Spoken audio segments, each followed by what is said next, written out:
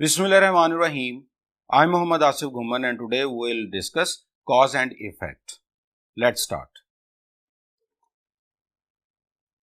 Dear students, जैसा कि हम लॉजिकल रीजनिंग के टॉपिक वाइज अपने लेक्चर्स डिस्कस कर रहे हैं, तो आज हम जो लॉजिकल रीजनिंग में टॉपिक डिस्कस करने जा रहे हैं that will be cause and effect.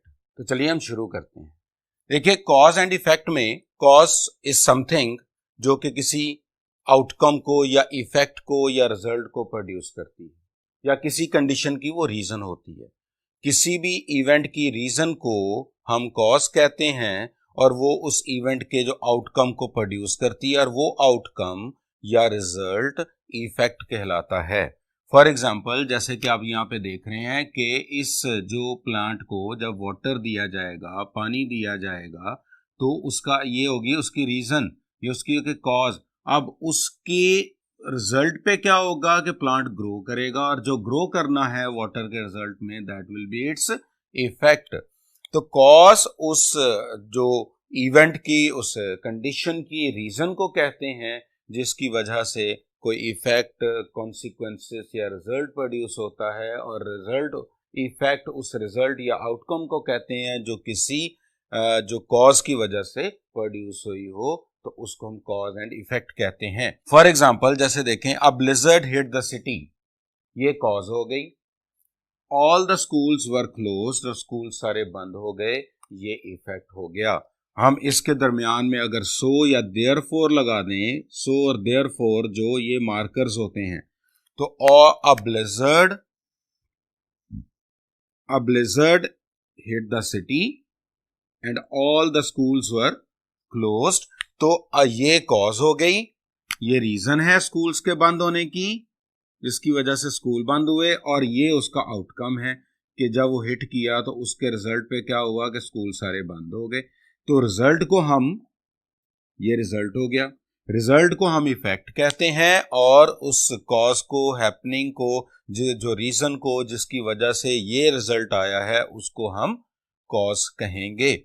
अब कॉज एंड इफेक्ट में अगर हम देखें तो क्वेश्चन किस तरह से आता है, हमें क्वेश्चन किस तरह से पेपर में पूछा जाएगा.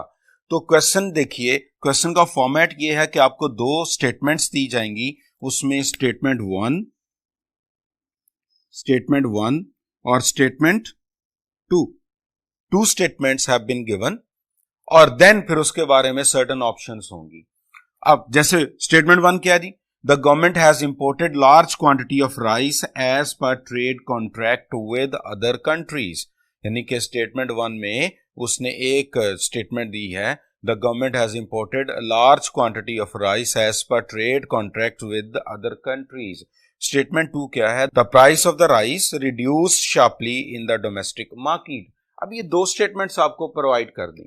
अब देन फिर आगे चल के ऑप्शन में वो क्या पूछता है कि आपने ये बताना होता है कि वेदर स्टेटमेंट वन कॉज है और स्टेटमेंट टू उसका इफेक्ट है, या स्टेटमेंट टू कॉज है और स्टेटमेंट वन इसका इफेक्ट है, या स्टेटमेंट वन और टू दोनों ही इफेक्ट्स हैं किसी कॉमन कॉज का, या स्टेटमेंट वन और टू दोनों इंडिपेंडेंट कॉजेज हैं. तो ये सारी चल के हम अगले पार्ट में डिस्कस करते हैं. तो ये इस तरह से दो स्टेटमेंट्स आएंगी. अब इनकी ऑप्शंस के लिए हम अगले बोर्ड पे चलते हैं. जी स्टूडेंट्स, तो अभी हमने देखा कि फॉर्मेट को डिस्कस कर रहे हैं और उसमें दो स्टेटमेंट्स होती हैं. दो स्टेटमेंट्स के बाद आपके पास 5 ऑप्शंस आएंगी. अब 5 ऑप्शंस क्या होंगी, 5 ऑप्शंस में देखें, पहली ए ऑप्शन में लिखा हुआ है statement two is the cause and statement one is effect.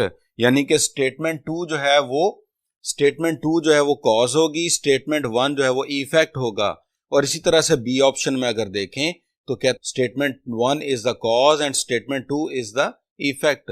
फिर सी ऑप्शन में पूछा जाता है both the statements are effect of some independent causes. फिर डी ऑप्शन में पूछा जाएगा both statements are independent causes. और फिर ई ऑप्शन में both statements are effect of some common cause. तो इस तरह से हमें दो स्टेटमेंट्स प्रोवाइड की जाती हैं, और उसके बाद फिर उन 5 ऑप्शंस प्रोवाइड की जाती हैं, जिसमें हमें यह पूछना होता है, ये जज करना होता है कि वेदर फर्स्ट स्टेटमेंट इफेक्ट है सेकंड कॉज का, या सेकंड स्टेटमेंट इफेक्ट है फर्स्ट स्टेटमेंट का जो कि कॉज थी, या हमें ये बताना होता है कि दोनों क्या इंडिपेंडेंट कॉजेज हैं जिनके दो डिफरेंट इफेक्ट्स हो सकते हैं, या ये दोनों इफेक्ट्स हैं और इनका कोई अनमेंशन्ड इवेंट यानी कि कॉमन कॉज है। तो ये हमने सारा यहाँ पे इस तरह से बताना होता है कि यानी कि आपको दो स्टेटमेंट प्रोवाइड की जाएंगी, स्टेटमेंट 1, स्टेटमेंट 2, और उसके बाद फिर 4 और 5 ऑप्शंस दी जाएंगी और हमने जज करना होता है कि which option will be our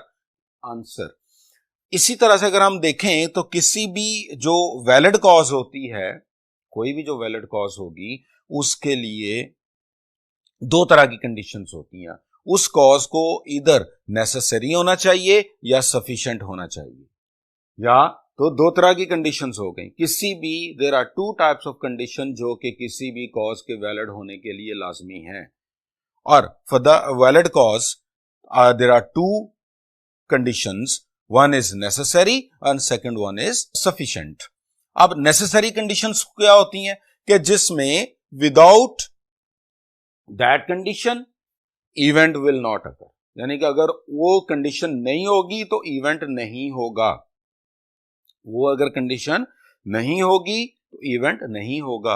और सफिशिएंट कंडीशन क्या है कि under whose presence event must occur, यानी कि उन कंडीशंस के प्रेजेंस में वो इवेंट हर हाल में होगा, मस्ट अकर, यानी कि ये रिजल्ट प्रोड्यूस करवाता है। जो आपके इफेक्ट को प्रोड्यूस करवाने वाली कंडीशंस होती हैं उन्हें सफिशिएंट कहते हैं, और जो इवेंट को जनरेट करने वाली कंडीशंस होती हैं उनको नेसेसरी कहते हैं। हम ये भी कह सकते हैं necessary condition is an aspect of sufficient.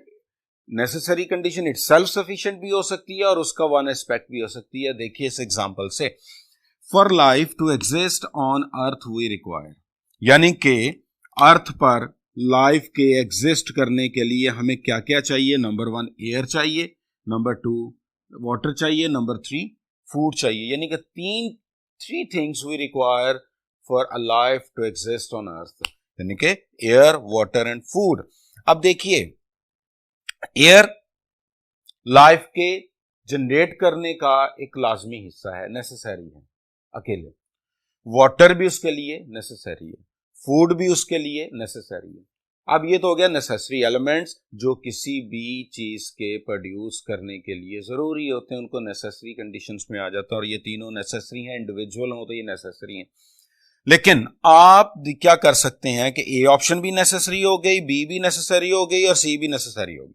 लेकिन अगर अब अकेले दोनों इनको छोड़ के एयर अकेली लाइफ को प्रोड्यूस नहीं कर सकती, ये नेसेसरी तो है लेकिन ये हमारा इफेक्ट या रिजल्ट प्रोड्यूस नहीं करवा सकती, तो इसका मतलब अकेली ये सफिशिएंट नहीं होगी। आप एयर को छोड़ दें, फूड को छोड़ दें, तो वाटर अकेला भी जो है वो लाइफ को प्रोड्यूस नहीं कर सकता। ये लाइफ के एग्जिस्टेंस के लिए एक जरूरी लाजमी तो है, लेकिन उसकी प्रोड्यूस या उसके इफेक्ट या उसके रिजल्ट के लिए ये अकेला इनफ नहीं है, इसलिए ये सफिशिएंट ये भी नहीं है, ये नेसेसरी जरूर है। इसी तरह से फूड जो है अकेली रिजल्ट तो प्रोड्यूस नहीं कर सकती, लेकिन उसके प्रोड्यूस होने का एक नेसेसरी एलिमेंट है। तो जब ये तीनों इकट्ठे होंगे तब ये बनेगी लाइफ। और अंडर हुज प्रेजेंस, यानी कि वो ऑल द कंडीशन जिनकी प्रेजेंस में, चाहे एक भी हो सकती है, एक से ज्यादा भी हो सकती हैं, अंडर हुज प्रेजेंस जिनके तो वो लाइफ प्रोड्यूस हो जाए। अगर इन तीनों को मिलाएंगे तो फिर लाइफ प्रोड्यूस हो जाएगी। तो इसका मतलब क्या हुआ कि सफिशिएंट कंडीशन जो होती हैं वो क्या करती हैं, वो उस इवेंट को, रिजल्ट को प्रोड्यूस करवा देती हैं। तो ए ऑप्शन, बी और सी, एयर, वाटर, फूड, तीनों को कंबाइन करें तो वो सफिशिएंट बन सकती हैं, वो सफिशिएंट बनेगी और फिर उसके बाद हमारी लाइफ जो है अर्थ पे एग्जिस्ट कर जाएगी। अकेली फूड नहीं कर सकती, अकेले एयर नहीं कर सकती, अकेले जो वाटर नहीं कर सकता।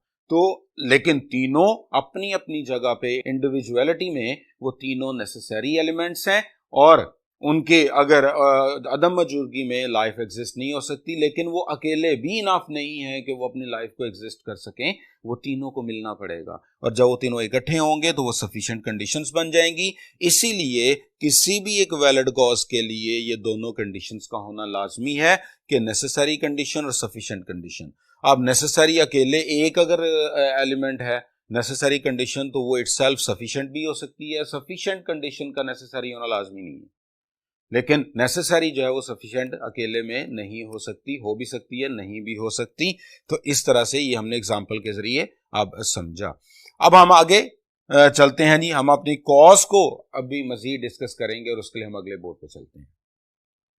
जी स्टूडेंट्स, हमने कॉज को देखा, अभी उसके हमने कंडीशंस को, कॉज के वैलिड होने के लिए किन किन एलिमेंट्स की ज़रूरत होती है, किन किन कंडीशंस की ज़रूरत होती है, फिर हमने उसको एग्जांपल के जरिए समझा। अब हम कॉज की टाइप्स को समझते हैं कि कॉज की कितनी टाइप्स हो सकती हैं। कॉज की बेसिकली 4 टाइप्स होती हैं। एक है इमीडिएट क्लॉज, फिर प्रिंसिपल क्लॉज, फिर इंडिपेंडेंट क्लॉज और फिर कॉमन कॉज। इमीडिएट उस कॉज को कहते हैं जो किसी भी इफेक्ट से जस्ट बिफोर, फौरन पहले हो रही हो और उसके फौरन बाद इवेंट हो जाए। जैसे देखिए for example, I slapped him after that he slapped मी। अब देखिए ये आपकी कॉज है, ये इफेक्ट है, यानी कि मैंने उसको थप्पड़ मारा, उसने मुझे मारा। अब यहां पे क्या है कि इस इवेंट, इस इफेक्ट, ये इफेक्ट है, इफेक्ट से फौरन पहले जो कॉज है वो है आई स्लैप्ड हिम, और ये इमीडिएट कॉज है, और ये इमीडिएट कॉज है, यानी कि just before the occurring of the effect जो कॉज होती है उसको इमीडिएट कॉज कहते हैं। फिर नंबर 2 पे आ गई प्रिंसिपल क्लॉज, और प्रिंसिपल क्लॉज जो मेन क्लॉज भी इसको बोलते हैं, जो मेन इवेंट्स होते हैं जिनकी वजह से इफेक्ट हुआ होता है, और जो मोस्ट इंपॉर्टेंट कॉजेज होती हैं, इवेंट्स होते हैं, रीजंस होती हैं, उनको कहते हैं मेन या प्रिंसिपल कॉज। अब जैसे कि आप यहां पे देख सकते हैं कि मोइन फेल्स, अब ये इसका इफेक्ट है in annual exam because he does not study. अब ये रीजन है इसकी, ये रीजन है, और रीजन आपको पता है कि कॉज होती है, और यही इसकी प्रिंसिपल क्लॉज है जिसकी वजह से ये इसका आउटकम आया है। तो यहां पर देखिए ये मेजर है, अगर ये नहीं होता तो ये वाला जो कॉज है ये नहीं हो सकती थी, और इसीलिए जो मेन जो रीजन होती है, मोस्ट इंपॉर्टेंट रीजन होती है किसी भी इवेंट इफेक्ट की प्रोड्यूस करने में, उसको हम मेन कॉज कहते हैं। नंबर 3 पे आता है इंडिपेंडेंट कॉजेस। इंडिपेंडेंट कॉजेस में क्या होता है कि वो दोनों डिफरेंट कॉजेस होती हैं, दोनों डिफरेंट होती हैं, उनका आपस में कोई डायरेक्ट या इनडायरेक्ट रिलेशन नहीं होता इफेक्ट्स का। दो इफेक्ट्स दिए जाते हैं, दो स्टेटमेंट्स होती हैं, स्टेटमेंट 1 स्टेटमेंट 2, और फिर उनके इफेक्ट्स 1 और इफेक्ट 2 होते हैं, इनका आपस में कोई रिलेशन नहीं होता, दो स्टेटमेंट्स डिफरेंट होती हैं और दो ही उसके इफेक्ट्स होते हैं, इनका इनडायरेक्ट या डायरेक्ट रिलेशन नहीं होता इफेक्ट्स के साथ। जैसे कि आप यहां पे देख सकते हैं स्टेटमेंट 1 में देखिए, all the colleges in the city had to keep closed for 3 days a week। Number 2 में देखें, many students have left the college. ये इसमें आप दो चीजें, दो इश्यूज हैं कि 3 हफ्ते में 3 दिन जो स्कूल्स बंद हो रहे हैं, किए जाना पड़ रहा है उनको, एक इशू ये है, और स्टूडेंट्स वो छोड़ रहे हैं, ये दूसरा इशू है। ये दोनों डिफरेंट इश्यूज हैं, इसलिए ये भी इफेक्ट ऑफ सम डिफरेंट और ये डिफरेंट, तो ये दोनों सेम इश्यूज नहीं है, ये दोनों डिफरेंट, उनकी कोई डिफरेंट कॉजेज हो सकती हैं, डिफरेंट कॉजेज हैं किसी इवेंट के लिए।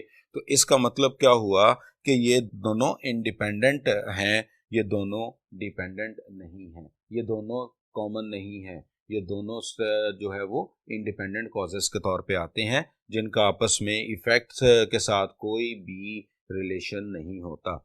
इसी तरह से आप 4th पे चलें, दैट इज कॉमन। कॉमन में क्या होता है कि दो इफेक्ट्स होंगे और इन इफेक्ट्स की कोई एक अनमेंशनड इवेंट होगा जो कि उन दोनों का सेम, उसकी वजह से ये वाला इफेक्ट भी प्रोड्यूस किया होगा और इसकी वजह से ये वाला इफेक्ट भी प्रोड्यूस हो रहा होगा। और यहां पे देखिए फॉर एग्जांपल, इसमें नंबर 1 पे इफेक्ट है global warming is increasing, number 1, और नंबर 2 पे क्या लिखा हुआ है देखिए ग्लेशियर्स आर मेल्टिंग, नंबर 2। ये इफेक्ट 1 है, ये इफेक्ट 2 है, और इसकी कोई एक कॉज है दोनों की कॉमन कि amount of CO2 is increasing, उसी वजह से ये भी हो रहा है, उसी वजह से ये भी हो रहा है। तो इसका मतलब है इन दोनों इफेक्ट्स की जो कॉज है वो कॉमन कोई ऐसी इवेंट है, कॉमन इवेंट है जिसकी वजह से ये दोनों हैपनिंग्स हो रही हैं। तो इस तरह से इसको हम कहते हैं कॉमन कॉज। तो ये हमारे पास 4 आ गई, पहले इमीडिएट, फिर प्रिंसिपल, फिर इंडिपेंडेंट और देन कॉमन कॉजेज आ गई। तो इस तरह से ये 4 डिफरेंट टाइप्स ऑफ कॉज होती हैं। तो स्टूडेंट्स हमने यहाँ पे कॉजेस को बड़ी डिटेल में और उसकी टाइप्स को पढ़ा। अब हम चलते हैं कि कॉज एंड इफेक्ट में हमें कितनी टाइप के क्वेश्चंस आ सकते हैं। तो उसके लिए हम अगले बोर्ड पे चलते हैं जी स्टूडेंट्स। तो अब यहाँ पे हम जो डिस्कस करने जा रहे हैं वो है कि टाइप्स ऑफ क्वेश्चंस को, कि टाइप्स ऑफ क्वेश्चंस के क्वेश्चन कितनी टाइप का होगा जो हमें पेपर में आ सकता है। तो there are 2 type of questions, कि 2 तरह के क्वेश्चंस होते हैं। एक कहते हैं statement and direction based question और दूसरा होता है direct cause and effect based question. अब सबसे पहले हम डिस्कस करते हैं statement and direction based questions को। इसमें आपको 2 स्टेटमेंट्स दी जाती हैं और नीचे 4 ऑप्शंस दिए जाते हैं। ये स्टेटमेंट में फिर पूछा जाता है कि whether statement 1 is cause and statement 2 is its effect, statement 2 is cause and statement 1 is effect. Both the statements are independent causes. Both the statements are effects of some of independent causes और both the statements are effects of some common cause. तो ये आप देखिए यहाँ पे 2 statement, इसको कहते हैं स्टेटमेंट डायरेक्शन बेस्ड। ये स्टेटमेंट है, फिर आपको डायरेक्शन में ही आपको बताया जाता है कि बताइए कि ये इसके मुताबिक कौन सी ऑप्शन जो है वो आपकी आएगी। इसमें आप देखें there is a sharp decline in the production of oil seed in this year, the government has decided to increase the import quantum of fund. यानी कि इस साल जो है वो ऑयल सीड की प्रोडक्शन में कमी आई है। तो अब और दूसरा गवर्नमेंट ने डिसाइड किया कि इंक्रीज करेगा इंपॉर्टेंट को। तो अब इनमें से हमने फाइंड करना होता है कि ये कौन सा इसकी कॉज है, कौन सी इसकी जो इफेक्ट है। इसी तरह से जो अगला क्वेश्चन अगर आप देखें, दूसरी टाइप का जो क्वेश्चन देखें वो ये होगा कि कॉज दिया जाएगा, जैसे the government has recently decided to hike the procurement price of paddy for the rabi crop, यानी कि उसने प्रोक्योरमेंट प्राइस को बढ़ा दिया है रबी क्रॉप के लिए पैडी का। तो फिर पूछा क्या जाता है कि जो ऊपर स्टेटमेंट दी गई है वो अबाव मेंशन्ड कॉज जो दी गई है उसका पॉसिबल इफेक्ट क्या हो सकता है। 4-5 पॉसिबल इफेक्ट्स दिए जाते हैं और उन इफेक्ट्स में से हमने देखना होता है कि कौन सा जो इफेक्ट है वो उसका पॉसिबल इफेक्ट्स हो सकता है। The farmer may encourage to cultivate paddy, उन्होंने इंक्रीज की है तो मे इनकरेज हो सकता है। The farmer may switch to the other crop, नहीं हो सकता। There was a drop in production of paddy, ये भी नहीं हो सकता। The government will buy paddy from open market for next few months, ऐसा भी नहीं, और नन ऑफ दीज भी नहीं। तो इसका मतलब ये ऑप्शन इसका पॉसिबल इफेक्ट है। फिर ये भी हो सकता है कि आपको यहाँ पे इफेक्ट दे के कॉज पूछे जा सकते हैं। तो 2 तरह से क्वेश्चंस आपके सामने आते हैं। एक होता है स्टेटमेंट डायरेक्शन बेस्ड स्टेटमेंट जो होती हैं, और दूसरा होता है कि आपको direct cause and effect based questions दिए जाते हैं। तो इस तरह से 2 तरह के क्वेश्चंस आपको यहाँ पे आएंगे। तो अभी तक हमने यहाँ पर डिस्कस किया कि कॉज एंड इफेक्ट होता क्या है, कॉजेस क्या होती हैं, कॉजेस की टाइप्स कितनी होती हैं, कॉजेस की उनके वैलिड होने के लिए क्या क्या एलिमेंट जरूरी हैं और क्वेश्चन किस तरह से हमारे सामने आएंगे। तो अब हम यहाँ पे इसके बाद हम इसके टेस्ट को डिस्कस करेंगे जो कि अब आपका नेक्स्ट डे होगा। तो वो टेस्ट के थ्रू इन तमाम चीज़ों को जो हमने डिस्कस किया अब हम अपने आने वाले लेक्चर में उसको हम डिस्कस करेंगे और उससे काफ़ी हद तक आपको हेल्प होगी इस टॉपिक को समझने में। तब तक के लिए अल्लाह हाफिज़।